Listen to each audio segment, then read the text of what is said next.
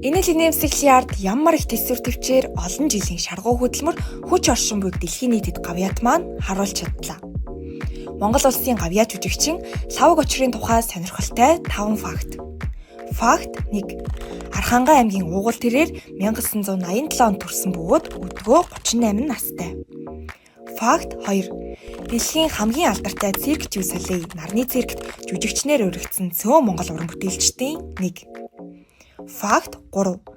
2021 оны ковидын хүнд цаг үед ч бүтээмж тууштай хөдөлмөрөөр орхилгүй бодибилдинг фитнесийн 12 дахь удаагийн дэлхийн аварга болсон ба зөвхөн циркчин уран уграач төдийгүй кино жүжигчин модель гээд чамгүй авьяаслаг бас чадварлаг нэгэн. Факт 4.